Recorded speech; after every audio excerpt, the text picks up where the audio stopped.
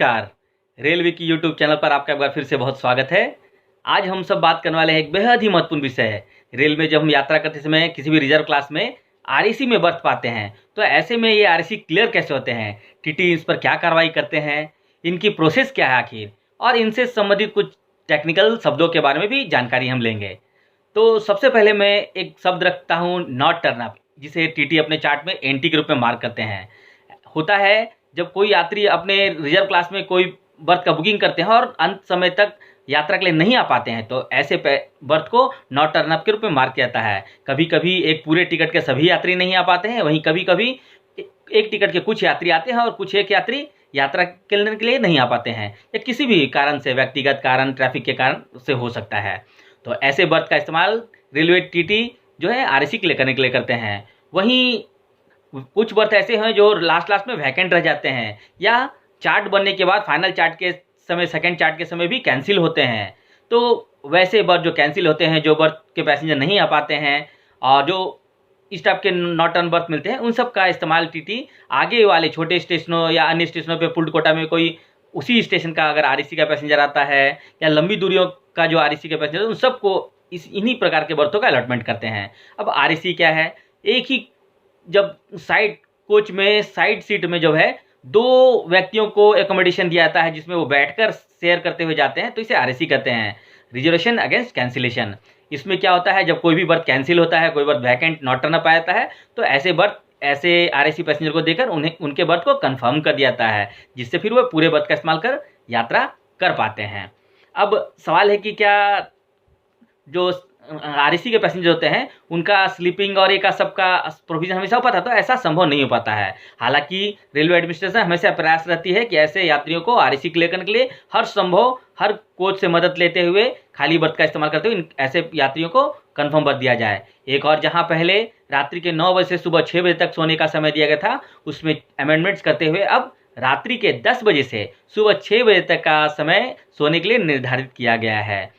तो खास परेशानी रात्रि के समय होती है यात्री को, जो आरएसी में रहते हुए जाते हैं और वो चाहते हैं कब उनका बर्थ कंफर्म हो और ठीक से यात्रा कर सकें। अब सवाल है, क्या इसका कोई कोटा भी निश्चित है? तो जी हाँ, आरएसी के लिए जो है एक ईयरमार्क कोटा होता है। जैसे एसी 2 टायर में मैक्सिमम 3 बर्थ्स के कोटे होते हैं, जिसमें साइड में 3 आरएसी के लोग आते हैं, यानी 3 सीटों पर आरएसी में रहेंगे लोग। जैसे 7 नंबर पे 2 लोग, 15 नंबर पे 2 लोग, इस टाइप से जो होता है जैसे स्लीपर के लिए। वैसे एसी के लिए जो है आपका 11 नंबर और 17 नंबर इस टाइप से रहता है। तो एसी 3 टायर में जो है 4 आरएसी के बर्थ ईयरमार्क्स हैं, स्लीपर के लिए 8। हालांकि लीन और स्लैक पीरियड में जो है आरएसी के बर्थ कभी कभी बिल्कुल भी नहीं दिखाई देते हैं, कभी कभी वेटिंग भी के पैसेंजर नहीं रहते हैं, और वहीं पीक पीरियड में यह आरएसी की संख्या बढ़ते बढ़ते पूरे पीक पर आ जाती है। हालांकि रेलवे इसमें किसी तरह का कमी या उसे घटाने बढ़ाने के लिए स्वतंत्र है और उसका पूरा अधिकार रखती है। अब सवाल है कि ऐसे जो यात्री जिनको नहीं आ पाते उनका क्या होता है? इनका एक ईडीआर भरता है, एक्सेप्शनल डाटा रिपोर्ट, जिसमें टीटी इसमें यात्री का नाम, उम्र, जेंडर, पीएनआर नंबर, पार्टिकुलर्स, कहाँ से कहाँ जाते हैं, इन सब चीज़ों का डिटेल लिखते हैं। पहले जहाँ इस तरह के यात्रियों को उसी ईडीआर के भरे हुए डाटा से मिलान करते हुए रेलवे रिफंड ग्रांट करती थी, वहीं अभी जो यात्री चार्ट बने और नियमानुसार सेकंड चार्ट के पहले अगर अपना आरएसी वेटिंग में थे या अन्य किसी ऐसे थे और ऑनलाइन टीडीआर फाइल कर चुके हैं, तो इन्हीं चीज़ों का मिलान करते हुए उनके रिफंड ग्रांट किए जाते हैं। वहीं इसका बहुत दुरुपयोग होने के कारण रेलवे ने अब जो है इस पर काफ़ी सख्ती से कुछ कानून बनाया है, जिसमें आप कंफर्म टिकट को 4 घंटे पहले, फर्स्ट मेन चार्ट बनने के पहले, तथा आरएसी वेटिंग टिकट को गाड़ी के ऑर्गेनाइटिंग स्टेशन खुलने से आधा घंटे पहले तक ही कैंसिल कर पाते हैं, और तभी आपको रिफंड मिलता है। और वहीं अगर आपने ऑनलाइन टिकट लिया और उसको टीडीआर जमा किया, तो इन सब चीज़ों का मिलान किया जाता है। अब है कि क्या यात्री जो कहना है कि भाई हमने खुद के लिए टिकट बुक किया है, फिर हम अपने सीट नहीं आए हैं, यात्री जो हमारे फैमिली के लोग, फ्रेंड्स नहीं आ पाए, तो उनका बर्थ का क्यों नहीं इस्तेमाल करें? एक्चुअली ये अलाउड नहीं है। कोई भी पैसेंजर एक्स्ट्रा वैकेंट बर्थ अपने साथ खाली नहीं रख सकता, उन्हें उस बर्थ को सरेंडर करना पड़ता है। हालांकि जब कोई यात्री partial passenger not turn up होता है और अपने बर्थ सरेंडर करते हैं रेलवे एडमिनिस्ट्रेशन को आरएसी क्लियर करने के लिए, तो उन्हें मांगे जाने पर लोअर बर्थ की प्रायोरिटी को दिया जाता है, यानी लोअर बर्थ का पैसेंजर नहीं आने पर भी वैसे बर्थ उन्हीं यात्री को दे दिया जाता है, और दूसरे यात्री को आरएसी के लिए जो बर्थ खाली छोड़े गए हैं उनको अलॉट किया जाता है। कोई यात्री चाहे तो अपने लगेज भी खाली बर्थ पर रखकर नहीं ले आ सकते हैं, इसकी अनुमति नहीं है। बहुत बार ऐसा होता है कि यात्री छोटे बच्चे की बुकिंग तो करते हैं लेकिन साथ में बच्चे को सुला लेते हैं और वहाँ लगेज रखते हैं। एक्चुअली ऐसा अलाउड नहीं है। अगर आप अपने बच्चे की सेफ्टी के लिए ऐसा करते हैं तो किसी दूसरे ज़रूरतमंद यात्री को, आरएसी पैसेंजर को सशर्त जो है अपने बर्थ रात में इस्तेमाल के लिए दें और दिन के समय फिर अपने बर्थ का स्वयं इस्तेमाल करें, क्योंकि प्रॉपर रूल से रेलवे जो है एडमिनिस्ट्रेशन उस बर्थ को आरएसी पैसेंजर को अलॉट नहीं करता है, क्योंकि बच्चा यात्री आपके साथ यात्रा कर रहा है और उसको फुल फेयर पे करके आपने उसके लिए सीट ऑप्ट किया है, उसके लिए आपने सीट खुद लिया है। अब है कि कुछ यात्री ऐसे होते हैं जो म्यूचुअल एक्सचेंज कर लेते हैं सेम कोच में है, लेकिन आरएसी के यात्री आपस में म्यूचुअल एक्सचेंज करके 15 नंबर का आरएसी अगर स्लीपर का है वो यात्री 63 नंबर के यात्री से एक्सचेंज करके बैठ जाता है। तो ऐसे में यात्री को चाहिए कि वो बार बार अपने सीट पे जाकर पता करे कि क्या वहाँ का आरएसी क्लियर हुआ है। और खास परेशानी तो वैसे यात्रियों से होती है जो दूसरे डब्बे में ही चले जाते हैं एक्सचेंज करके। ऐसा वे एक दूसरे की सुविधा के लिए करते हैं। तो सहयोग देना अच्छी बात है और ऐसे में सहयोग किए गए यात्रियों को अगर उनका बर्थ आरएसी क्लियर होता है तो ऐसे यात्रियों को भी चाहिए कि उनको सूचित करें कि भाई आपका आरएसी बर्थ कंफर्म हो गया है, आप सोने के लिए पूरे बर्थ का इस्तेमाल कर सकते हैं। और ऐसे में उस आरएसी प्राप्त यात्री को भी अपने बर्थ का पता करता रहना चाहिए।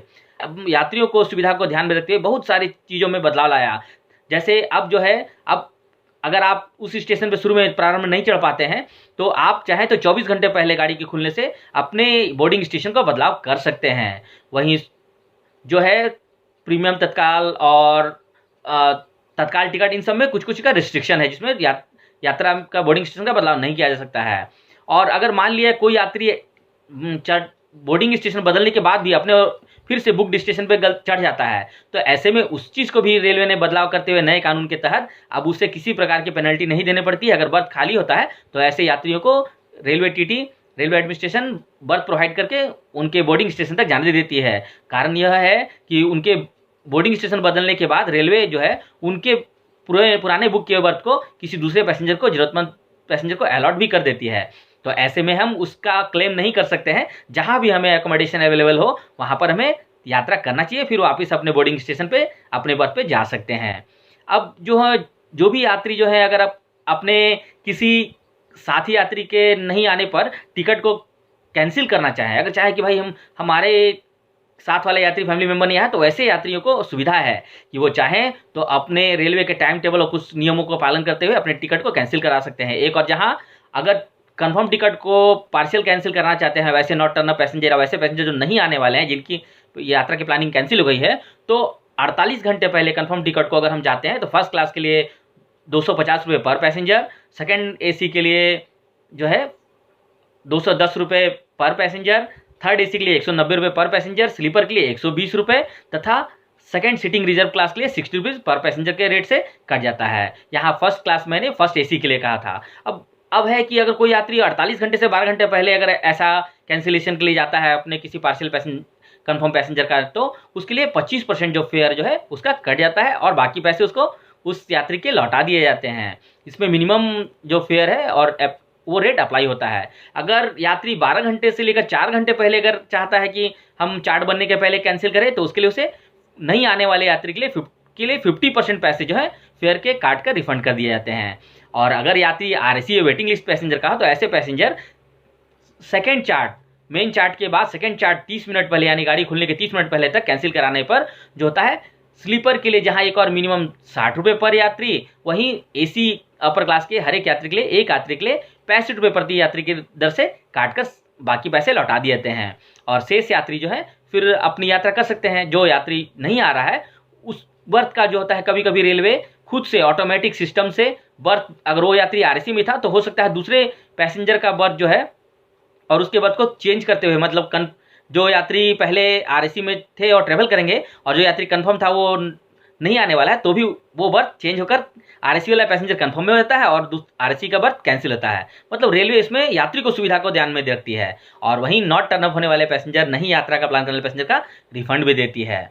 अब सवाल उठता है कि ऐसे कोच में, गाड़ियों में टीटी अलॉटमेंट कैसे करते हैं। मान लीजिए कोई टीटी 1 से लेकर 3 तक का कोच चेक कर रहा है, तो सबसे पहले जिस कोच को चेक करते हैं उसमें जितने यात्री नहीं आते हैं, सबसे पहले अलॉटमेंट उसी कोच के आरएसी पैसेंजर को नंबर वाइज क्यू में पहले सीरियल से दिया जाता है और बचे हुए बर्थ का फिर अलॉटमेंट बगल के कोच में, है ना, या फिर जो उनका पहला कोच, मान लीजिए अगर S1 भी वो चेक करें तो पहले S1 कोच के यात्रियों को देंगे। लेकिन अगर कोई बर्थ जो लेडीज कोटे का है तो या रिमोट लोकेशन एरिया में आगे के स्टेशन से बुकिंग है, शॉर्ट रूट के लिए बुकिंग है, तो ऐसे वैकेंट बर्थ को टीटी जो है उसी स्टेशन तक आरएसी में आए हैं यात्रियों को पहले देते हैं। फिर अगर वेटिंग लिस्ट पैसेंजर पहले से इन्फॉर्म करके क्यू लगा कर रखे हैं, जनरल में अपनी जरूरत के अनुसार ट्रैवल करते हैं, हर आगे के स्टेशन में मिलते हैं, तो ऐसे यात्रियों को अलॉट करते हैं।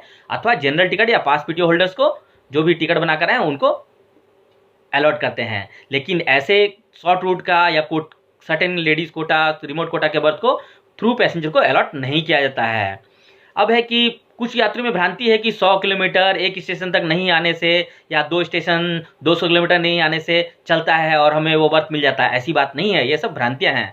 रेलवे एडमिनिस्ट्रेशन का कहना है कि आप यात्री की सुविधा के लिए एक बार चेक करने के बाद दोबारा आप उसको कुछ समय दीजिए। अगर कोई यात्री बुजुर्ग, बीमार या बच्चों के साथ यात्रा कर रहा हो तो अपने बर्थ तक पहुंच सके और फिर चेक करते हुए उसको आरएसी पैसेंजर को क्विक अलॉटमेंट करें। और इसके लिए टीडीआर भी वेवर है, इसलिए टीडीआर का भरने के बाद जहां एक और पैसेंजर रिफंड के लिए भी अब भागीदार हो सकता है और उसे उसका रिफंड मिलता है, वहीं अगर यात्री जानबूझकर बिना बोर्डिंग स्टेशन चेंज किए आगे के स्टेशन में बोर्ड करता है तो अपने टिकट पर टीटी द्वारा इंडोर्स कर यह लिखने के बाद कि वो लेट से बोर्डिंग कर रहे हैं और इन्होंने अपने बोर्डिंग स्टेशन नहीं बदला है, तो अपने यात्रा का अधिकार खो देते हैं और एक वेटिंग लिस्ट पैसेंजर की तरह होते हैं। हालांकि ऐसे यात्रियों को टीटी चाहते हैं कि अपने कोच के यात्रियों को आरएसी क्लियर करने के बाद पहले प्राथमिकता के आधार पर इनको बर्थ दे, लेकिन ऐसा करना चूक है और हमें इससे बचना चाहिए।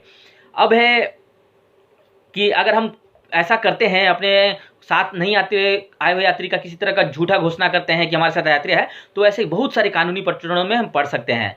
जैसे किसी तरह का दुर्घटना, एक ही यात्री के 2 जगह पर होने, एक वह व्यक्ति के कहीं और भी उपलब्ध है और यात्रा में भी दिखाया गया है, या आगे चलकर कोई भी तरह का ऐसी परेशानी आती है तो उसमें हम कानूनी कार्रवाई के भागीदार हो सकते हैं। और बहुत सारे इंश्योरेंस के मैटर्स, एक ही व्यक्ति के 2 जगह होने के मैटर्स गलत पाए जाने के कारण बहुत तरह की कार्रवाई हो सकती है। इसलिए इन सब चीज़ों से हमें बचना चाहिए और हमें हमेशा सच्चाई से और सही सही अपने नहीं आए हुए पैसेंजर की घोषणा करनी चाहिए और खाली बर्थ का सरेंडर करना चाहिए।